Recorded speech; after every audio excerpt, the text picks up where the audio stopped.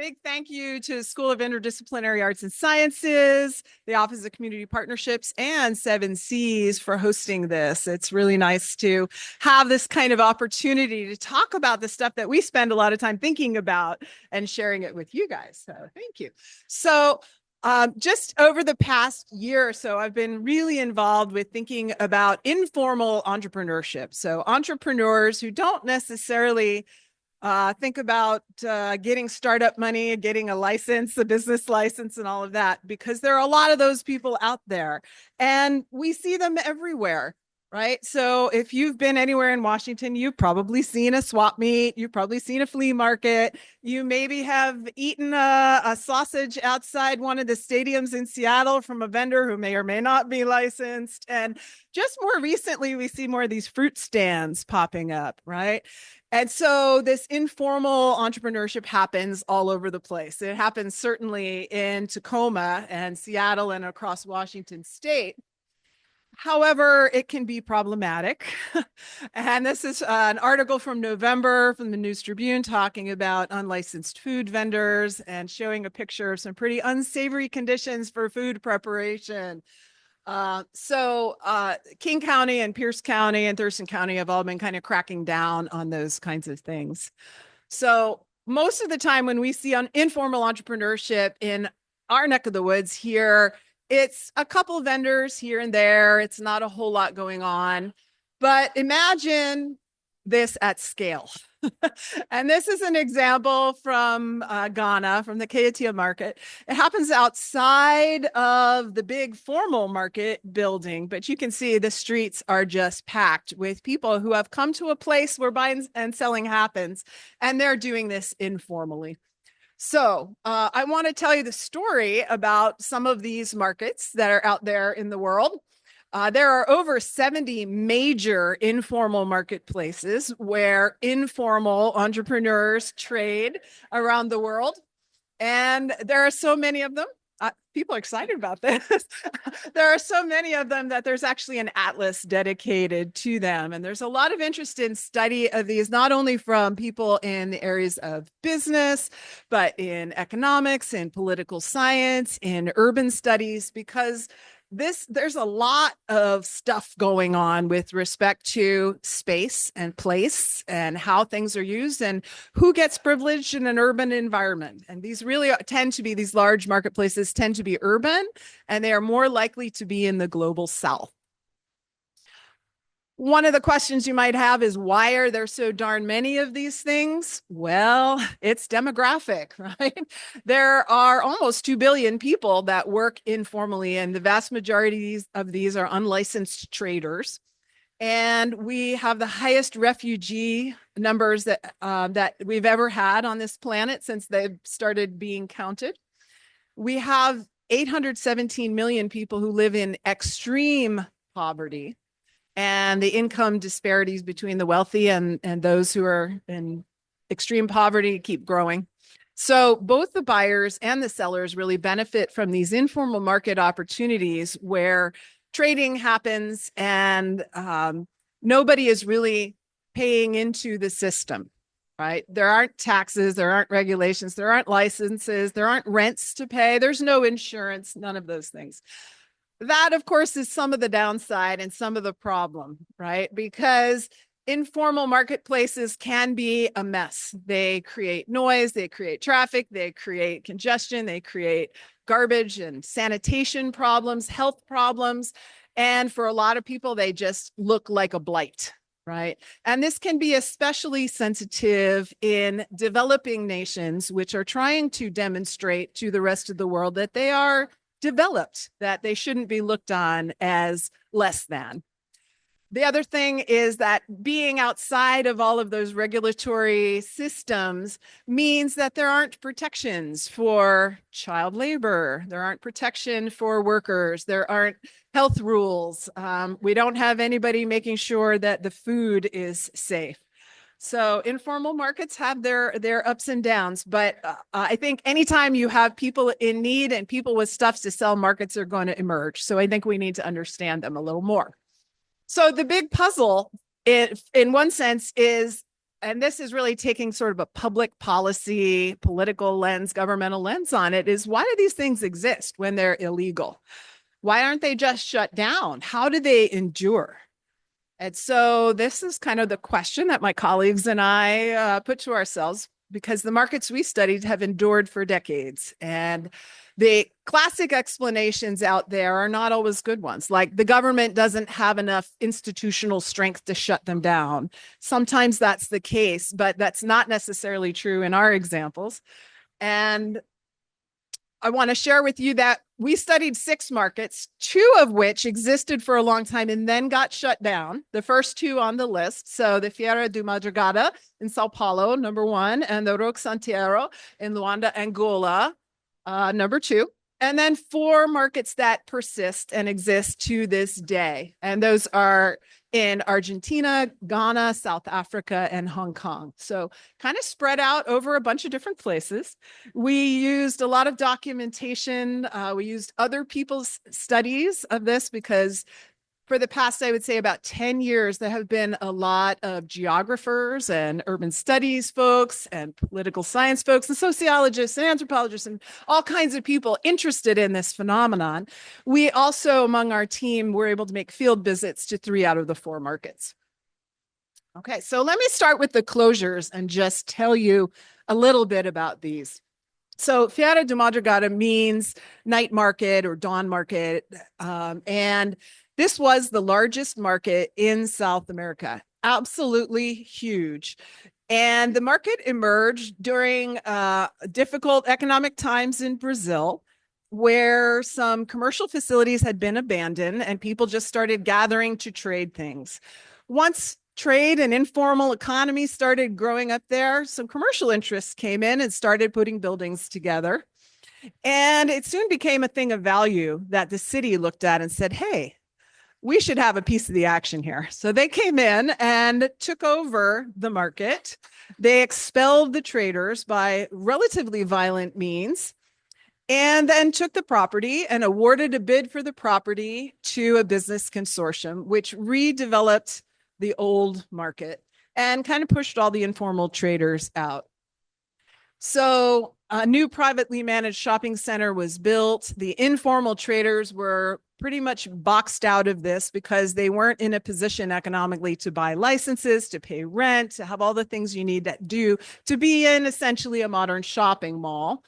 And so many considered continued street trading. Some of them went online to continue their trading, so they wouldn't have the physical harassment or the physical issue. And then relatively few, some did get licensed and some found employment. But typically when informal entrepreneurs are pushed out, they continue doing what they're doing somewhere else. So that's our first example of one that was shut down. It was shut down rather forcibly, but legally. The second one is fascinating in Angola. So Roque Santeiro is actually the name of a Brazilian soap opera that was popular in Angola, oddly enough.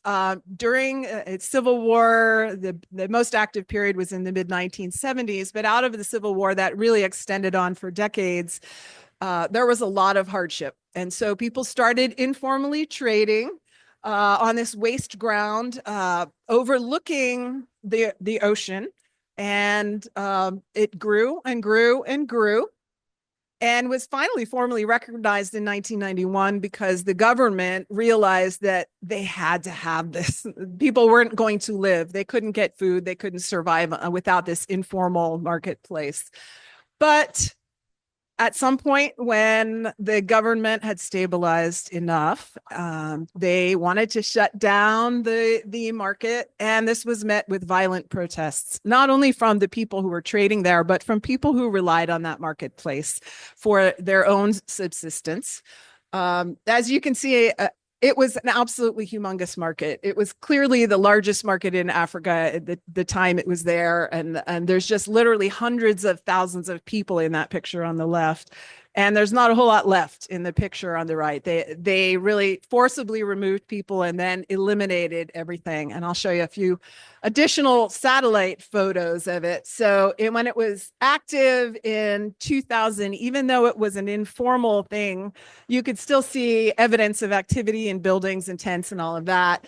After it got bulldozed in 2011, nothing's there. And I actually just looked at Google Earth today, and there's still pretty much nothing there. So it's a little frustrating to realize that they bulldozed this market and didn't put the land to another use. But it was pretty close to the center of the capital, and they didn't want this activity happening. So they pushed it 30 kilometers away. And as you can see in the picture on the far right, put it in a place that is not a center city. there's fields and lakes and green around it.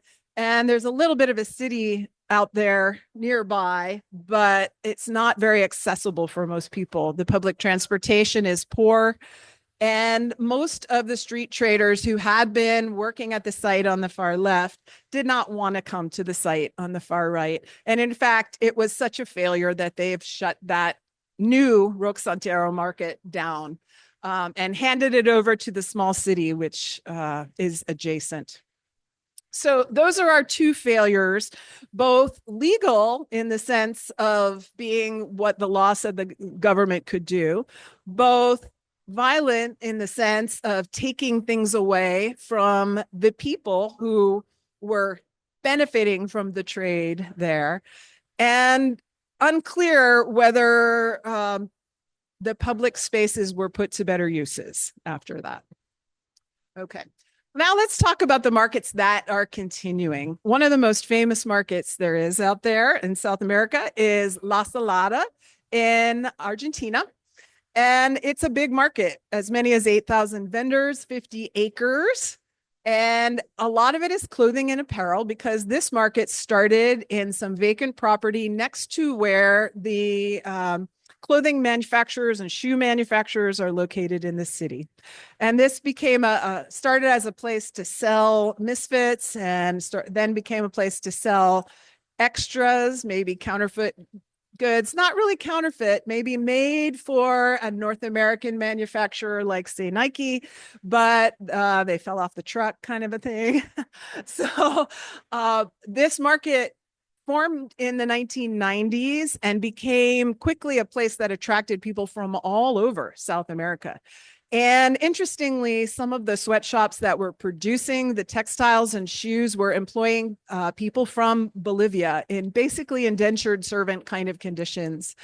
And so once they were able to, some of the Bolivian folks started trading and were able to be independent from their sweatshop jobs. And they began to collectively as a group buy land so that they could have a place to trade. So this helped establish a more legal status for this illegal market. As often happens when there's money changing hands, a sort of racket system came in, and there was the need to pay for protection, and very mafia style kind of thing going on. But this was actually of benefit to the traders in the sense that the people who were making some good money through extortion and pushing other people around didn't want to see that disrupted. So it protected the market and allowed the market to continue. However, the government got a little more serious about crackdowns under international pressure because of the large number of counterfeit goods that were being sold. This market has been on the U.S. list of notorious markets for intellectual theft, intellectual property theft, piracy, bootlegs, counterfeits, and all of that for years and years and years. So the government attempted to crack down on it, and there were roadblocks, mass protests, a lot of pushback from a whole bunch of different interests who wanted to see the market continue. They continue to attempt to enforce the counterfeit laws, right? So they're continuing to do raids, but it really doesn't seem to have any effect on the size or the energy that is involved in that market. It's just a force unto itself. So as you can see in the picture, buses bring traders, and they bring tour groups from all over South America, to come and spend the day at La Salada so you can buy the goods. It is quite an enterprise, and this market has developed a lot of its own almost municipal-like systems to support the market and keep it going. So they have little first aid stations, and they have their own security force and that sort of thing. The traders have learned that if they are selling something counterfeit, they've got a pretty good informal communication network, and they'll hear that a raid is going to happen. So they will pick up and move out of the main market area onto a side street somewhere. So they call those las saladitas, little new markets where they can escape the eye of the current raid or the current enforcement initiative.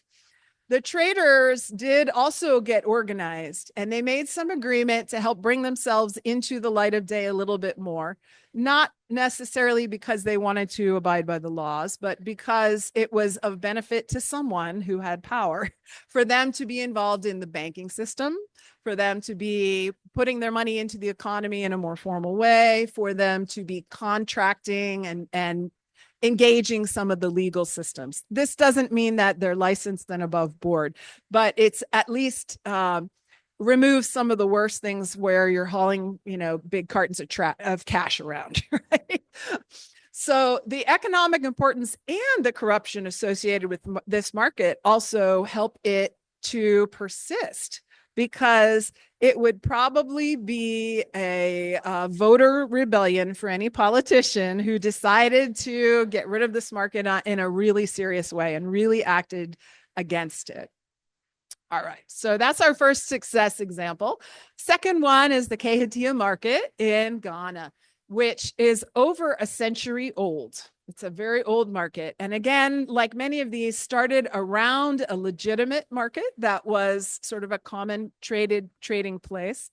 The Ghana market is very different from La Salada. La Salada is based on a lot of counterfeit goods, not all of it, but a lot of it. Whereas this market, the Kehatia market, is based very much more in culturally relevant, locally produced items. And that means something, right? That makes a big difference. It's a market that has had some challenges over time. So this is a mix of legitimate traders inside the market and about 2.5 times as many not so legitimate traders who operate outside the market. And the society in Ghana, the culture of it, is such that it's guided by market queens. These are matriarchs who have an important role in families and communities, and they tell people where to set things up. They help people figure out, how to trade safely and effectively. They negotiate disputes among informal traders. And so their societal role as leaders and conflict resolvers translates over to the market. Now, a lot of the market queens are also traders themselves, and this really cuts into their own profitability, but it is their obligation, right? It is their cultural obligation to do this. So in 2014, Ghana as a nation launched a modernization project. This is not local government, this is national government, who said, we're going to put up a new indoor market. We want to make it nice. We don't want all these informal traders around our new market. So we're going to move you guys away. Well, the informal petty traders, they're called, those are the people who don't have licenses. The petty traders formed their own association. And with the help of the market queens, they challenged the government and said, we live in this city. We have the right to be in this city. We're providing valuable service to this community, and we want to be involved in some of the conversations about how this redevelopment happens. And they were able to successfully negotiate for themselves to obtain some recognition, to be given space around the new facilities. There's actually 2 facilities that are being built. So in the old Kehatia market looked like this. It was just a lot of chaos, right? And it doesn't look like a modern market. The new Kehatia market, phase 1, looks a lot more familiar to us as something we might see in almost any city anywhere. And of course, the challenge of that is that it costs money to have a facility like this. So even the informal traders who wanted to be in this market couldn't necessarily afford to be in this market. And in fact, I know that a couple of years ago, the entire market had its electricity cut off by the national government because they weren't paying their bill. So it's still a challenge to get the money and make sure that the formal traders are paying in and paying their rent and doing all the things that they need to do, and the market is well managed. It looks nice, but it's not always operating the way it should. On the bright side, because they negotiated and the market queen supported them, they've got 2 new buildings. The second building isn't scheduled to open until next year, but you can see all around there are lots of little buildings, little stalls, in some cases shipping containers that are used as market stalls. And so the informal trading continues. Maybe it's sort of a nudge and a wink because they are still illegal, unlicensed, but there's recognition of the power and importance of those traders and the role that they play in society. So this market persists. All right. The next one we're going to look at, number 5 and third out of the successful ongoing markets, is Warwick Junction. And this is in Durban, South Africa. Founded in the early 80s, we're going to say 1980 as our best guess. And it formed during apartheid because anyone with dark skin was not allowed into the center city of Durban. And so, interestingly, there were Indian traders who found it. They were immigrants from India who had come to South Africa, and they weren't allowed in the city, just as Blacks weren't allowed in the city. And so the best place to trade, if you're not allowed into the city, is where people use the public transportation to get in and out of the city. So around this commuter hub. And this is also a market that has a lot of authenticity with local products. This is locally produced stuff. So they have 9 different types of markets, and all of those markets have a strong cultural connection. Some of them are connected to beadwork. Some of them are connected to the head of a cow and the food that you make from it. There's a lot of different interesting things. There's crafts, there's medicines, but it all applies and makes sense for the area where they are. All right, so 6,000 plus informal traders, 68% women, which is fascinating, right? Really interesting. So this market grew around the transportation hub until it was formally recognized and given permission, basically, again, nudge wink, yeah, you can stay there in 1989. They did have some improvements that were invested in to make it safe and the sanitation manageable. But in 2008, the city said, we don't want this here anymore. We're getting the FIFA World Cup. We're going to have a lot of visitors. This looks shabby. We can't have this. So an NGO was formed among the traders, right? So AET is an NGO organization, but it's not a big global organization. It's not outsiders, it's insiders who got together and said, we need to educate, we need to advocate, we need to do all the things we want to do to be able to support this. Because in fact, the city of Durban lives or dies by us. There are a lot of people who don't have income security, don't have job security. They buy their food on a daily basis with what money they have. The women largely women who run this market, are willing to extend credit to people that they know that have been down on their luck. And without us, you can't feed this city. So very cleverly, I think AET said, you know what we're going to do? We're going to welcome all these visitors. People are going to love this authentic, informal market. We're going to start market tours. And those tours run to this day. You can go online and find the AET market tour of Warwick Junction. They have had to continue fighting for their space because as Durban grows and develops, there is more competition for good land and market opportunities. But they have gotten enough recognition that the traders got to be involved in some of the urban redesign projects. So great public support. They're authentic. They actually were able to organize and win some legal victories that stopped the mall construction and challenged the people who were having their goods, which were not illegal or counterfeit goods, just confiscated. And then they had NGO support, both internally and from WeGo, which is a big nonprofit, global nonprofit that is founded to support women entrepreneurs, I believe founded in India, but supports worldwide. So that brought some visibility and recognition to the challenge. Our last example of a successful set of markets is the dawn markets in Hong Kong, which have been around since the 1950s. There are about 7 places where they happen now.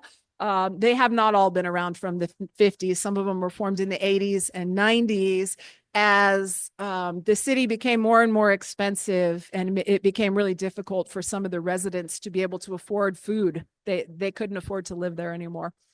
So the traders are, when they say dawn market, they really mean it. The traders show up at dawn when it's still dark out, and they leave by 7 a.m.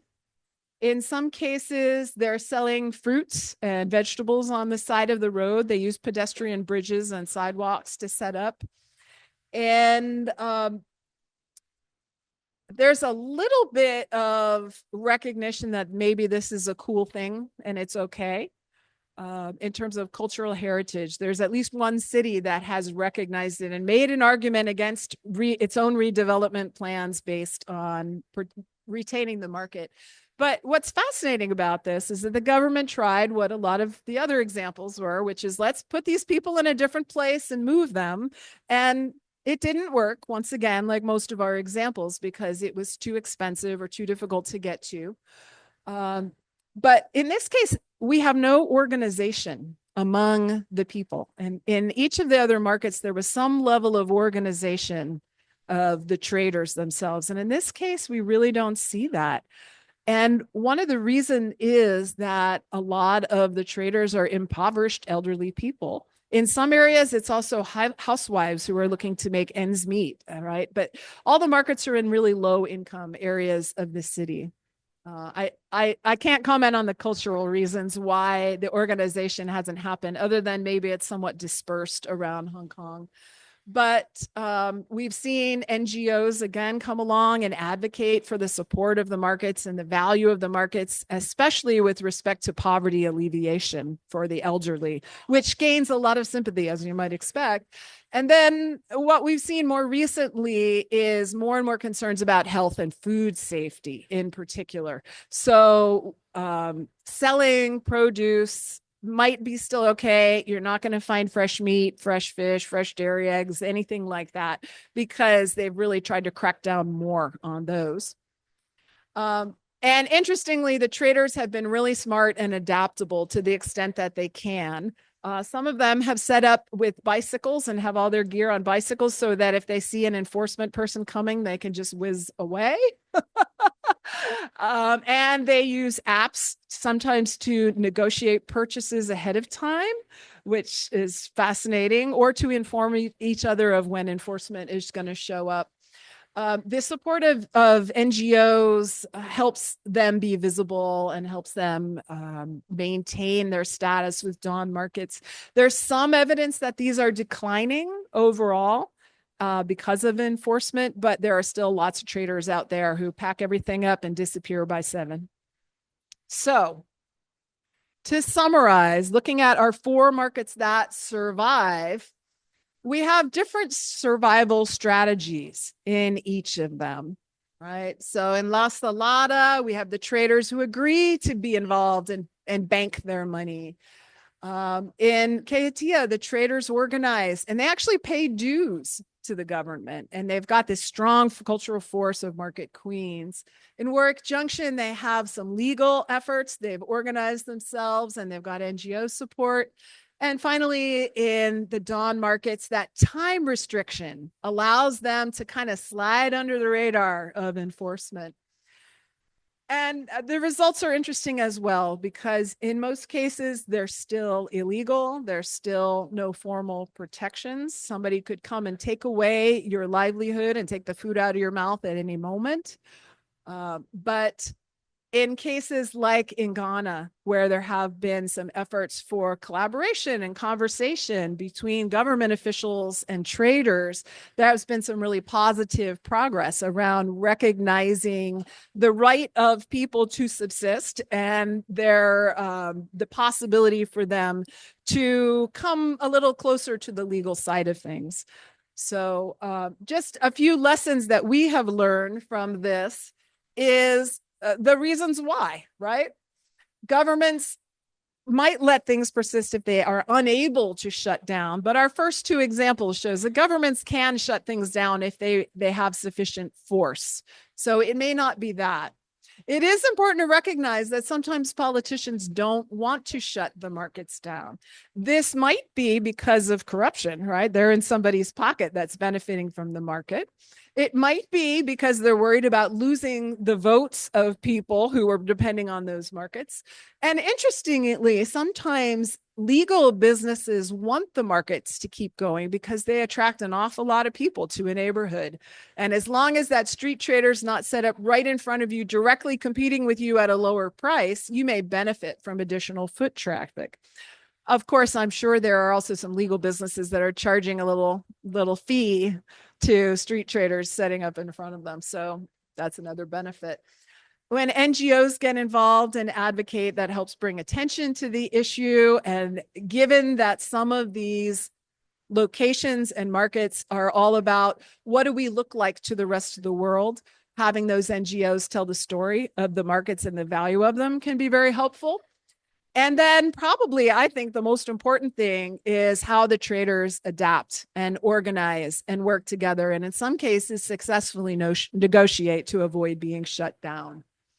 So what do we take away from this? For entrepreneurs, those informal entrepreneurs, it's figuring out strategies to survive. And the strategies we've seen in our examples were organizing and time shifting, accepting some regulation, adapting quickly like bicycles, and figuring out how to stay alive and survive. For public officials, I think one of the lessons is to go beyond this sort of you're illegal, we're going to shut you down framing, and think about what is really in the best interests of the public. And what are some of the ways that you can begin moving towards public health and safety, maybe collecting taxes because you're desperately in need of them without shutting the traders down and killing the trade completely. And then recognizing that big tension between subsistence needs and urban modernization. Who says all cities have to look a certain way? Well, they do. But you can go to any city in the world, whether it's New York or Paris or Rome or London or Shanghai, and you're going to find illegal street traders there, right? So they are just a fact of urban life. Then finally, I think we all should be aware that these marketplaces, there's already over 70 of them. They are likely to increase and keep growing as we see people being displaced, as we see climate change, we see population growth, and we see income disparities where people really need to be able to afford inexpensive goods and to be able to trade whatever they have in order to survive. All right, that's that. Yeah. Well, you could come back to the next one to win one. You could also engage in informal trading. I'm just saying. Might have a good market value. I'm not sure. All right. Linda.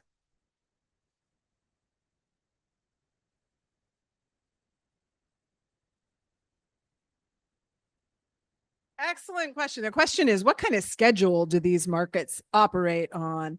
The La Salada market in Argentina is only a couple of days a week. So you can just imagine these buses, hundreds and hundreds of buses descending on this place a couple of days a week.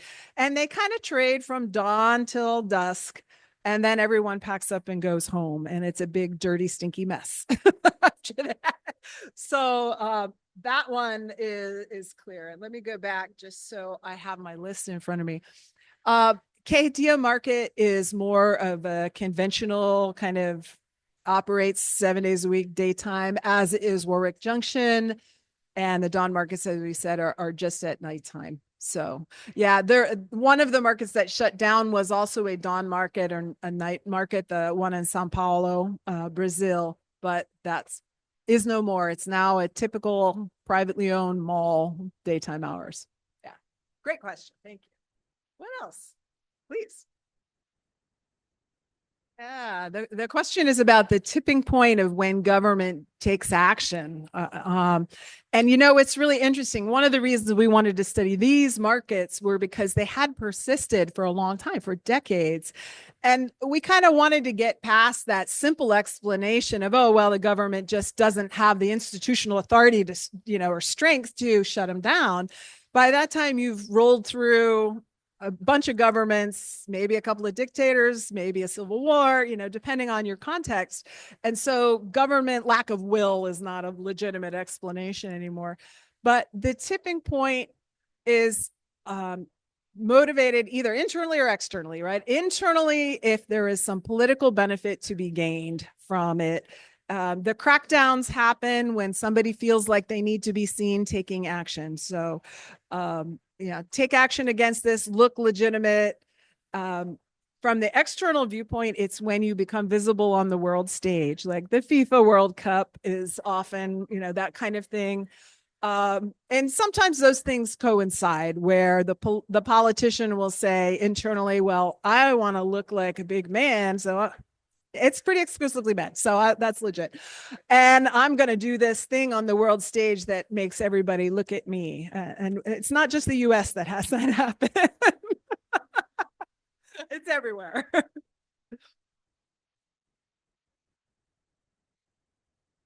How does the World Trade Organization react to informal markets? Great question. I think the party line is that it's better for everyone if everything is legal and above board, because then we can count the numbers in your economy. You as a nation become more eligible for grants and support from the World Bank. And it's just good to show your GDP growing and all of the things that we look at as Western nations as being important economically. And I think that's sort of the party line, to recognize that you have all of this informal economy stuff going on and it's not doing you any good. It's not doing you good in terms of the way the world perceives you and resources that come to you. And it may not be doing you good in the sense of you're not contributing to what a government needs to keep going, which is money, right? And so you might, in the case of Argentina, Argentina was a nation that had a sovereign default. That is, the entire nation went bankrupt, right? And after they were having 30, and this is back when in the 90s, they were having like 35,000% inflation. And the whole country just, it was insane. A dollar that you got in the morning, or not a dollar, but you know what I mean, was worth nothing by the end of the day. And the bread you bought this morning for 10,000 pesos cost you 100,000 pesos the next day, right? So in a context like that, informal trading is the only way to survive. It's the only thing that makes any sense. And I think that was also true in Angola during the Civil War period. There is actually a market in Odessa, Ukraine, called the 7th Kilometer Market. And it was initially in the port city of Odessa, where lots of things going in and out. It's a great place for things to fall off the ship and get traded. But the traders discovered they were getting hassled a lot, and many decades ago moved 7 kilometers away from the port. So it's called the 7th Kilometer Market, and it's 7 kilometers away from the market, from the port on the way in. And that market actually continues to exist to this day, despite the war. It's got infrastructure now in terms of many, many shipping containers. It makes sense. Port city, shipping containers, and all the shops are located in these shipping containers. Now, if you're the World Trade Organization, what do you do with that? Well, not a lot, say, other than to say somebody's stealing from a legitimate organization or from a shipping company and reselling stuff. But people who are living under war or living in really difficult conditions are finding that this is what they need to survive. So interesting connected issue. I know this isn't exactly what you're asking about, but a lot of these markets are tied to immigration and immigrants and the lack of ability to work legally in a place. And so Jim and I were just talking about Kenya, and I'm doing another study on the Tacoma refugee camp, which is now suddenly not a refugee camp. Now it's just a city. The UN said, yeah, you don't need to be a refugee camp. You guys are fine.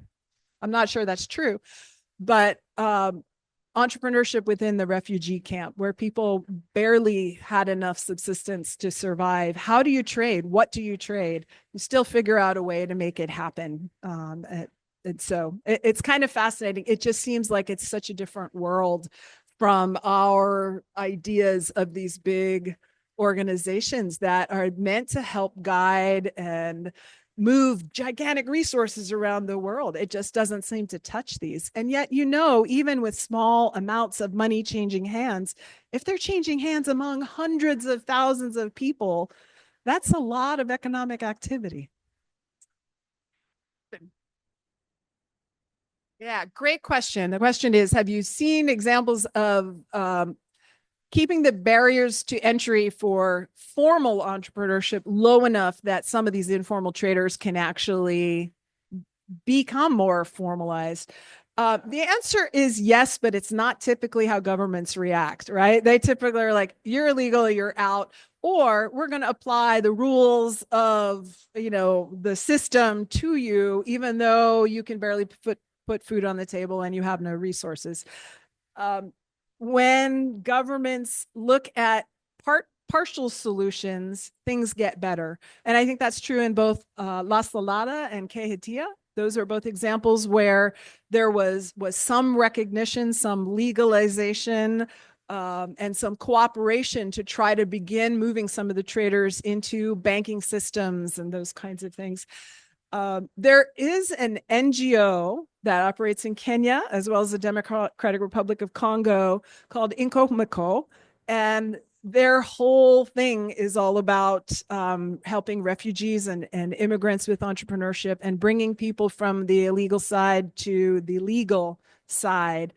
And I have to say, the reason it works is because they don't bring in people who want to help from outside. They find people in the community who know the community, who live in the community, to help guide and mentor informal traders and help them move towards opportunities to be formalized, because that opens the door to resources, and Inkomako will actually lend them money. They may start off by lending them the equivalent of $50, right?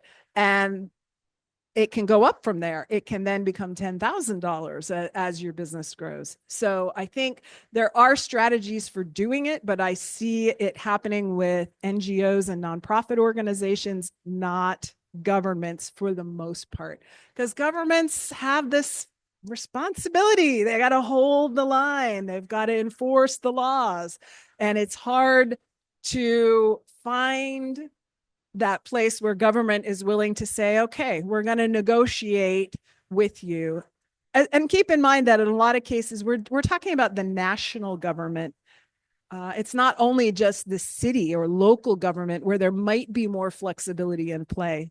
Sometimes it's like, hey, we're getting the World Cup, we're shutting you down. Or, hey, you're in the capital of our nation, we're bulldozing you. So, great question. The question was just sort of the relationship between informal markets and tourism. So in some cases, when you're an authentic market, like our African markets, you can really turn that into an advantage. And tourism can become a saving grace. And because people who travel and like to go different places, right, want to have authentic experiences. I know you're a traveler. I know you're a traveler too. And you want to see things as they are, or that represent the culture. And so that can work out really well. In contexts where it is unsafe and dirty, and there's really not anything that you would buy, then it's not so valuable. So it's very interesting. I mean, you can actually look up La Salada Market on like TripAdvisor, and you'll see a whole bunch of stuff from Americans saying, don't go there. It's not safe. There's nothing that you want to buy. It's cheap knockoff goods, and you're not going to have a good time there. If you speak the language, maybe you'll be okay, but just don't go there. And those markets are not intended for tourists, right? They're for people from Brazil and Bolivia and all of the nations of South America where people can afford to travel there to get things that they don't otherwise have access to and can't otherwise afford. So I think it's a little different. Yeah, but great question, Natalie. Thank you. Yeah, really interesting question about market queens and the role of gender and the embeddedness of gender and the cultural kind of thing. It is interesting that, as it happens, both of these examples, Ghana is certainly the most extreme in terms of the cultural dominance of a matriarch, right? But you'll see some of that in South Africa as well, especially in a women-dominated trader situation. In South America, you have a more masculine oriented culture and a more sort of power orientation towards men. And I'm sure it's different. I don't know that I could generalize enough about it to say that it's so obvious in Ghana, right? It's just so obvious that the culture just exists in the market. But it's also interesting that that market is perhaps not quite as multicultural and not representing quite as many. It's much more local, right, in terms of the people who are there and occupying it. Compared to someplace like La Salada, where it's people from all over the world, and so it is definitely a cultural mishmash, and it would be very hard to say, other than the generalization that the cultures of South America tend to be more masculine or patriarchal than Ghana, for sure. Great question. What else we got? Please, yeah.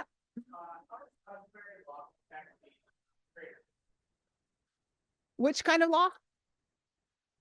Customary? Okay. Yeah. So how does customary law affect the traders?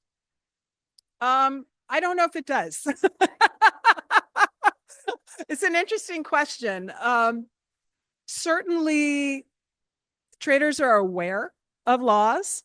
They're aware of the consequences of violating the law, because everyone has met someone or seen someone who's had their goods confiscated or had their market stall trashed, or been chased, been arrested, been fined, been confined. All of those kinds of consequences are obvious. There's actually a really sad story from Hong Kong in 2007 where an elderly man who was selling at a dawn market was fleeing from the hygiene enforcement team, and he fell into the river and drowned. So, people have these stories resonate, and people are really aware that they're doing something wrong. The gathering in large numbers makes it feel a lot safer. I would say people feel safer when they're not exposed being the only one doing it. And so these large contexts are self-reinforcing in that sense for sort of the illegal trade. And I've often wondered about that with the market that in Angola, where they tried to move it far away and that market failed, and people just went back to being on the streets because it feels much more vulnerable in terms of the laws and that kind of thing. I think I've said this before. I think every time you put a few humans together and there's an opportunity for trade because you have something I want or I have something that I can give to you, trade is going to happen. So in the sense of the word customary, trade is customary. Trade goes back to the earliest, beings, and trade is evident among non-human species as well, right? It exists. So um, the laws that we make politically are a whole different ballgame than what people will do when when they need to survive. Is there another hand over here? No. Okay. Anything else? Over here, Jim. Do you have any examples in the U.S. where they're trying to make space for informal trading? It's an interesting challenge. There are certainly arguments that there are lots and street corners in New York City where things happen, and where you want to go if you want to get your knockoff Rolex or yeah, exactly. And that's true in a lot of places. I will say that actually the southeastern United States has a number of places where there are gigantic illegal swap meets and flea markets, right? And the land may or may not be public land. It may just be sort of empty land, or it may be public land that's intended for that purpose, but a lot of the traders aren't licensed. So when we start talking about illegal, you not only have to think about the place and the use of the place and what the place was intended for, but then also the people who are using the place. But I would say in the United States, it's less physical and more online, right? Go to Facebook Marketplace and I'll show you lots of illegal traders. Nobody's paying taxes, right? Even when they're exchanging money. So it's actually a huge and interestingly, I mentioned earlier, there's that notorious markets list that the US Trade Commission puts out. It's got a much longer list of online notorious markets than it does physical markets that are engaging in piracy and all of that kind of stuff. So the dark web is a thing. And I think that's where most of the US trade happens. But yes, you still see swap meets and flea markets. We used to have one in Lakewood, right? At the Starlight Drive-In, but that's gone now. So yeah. Oh, thank you.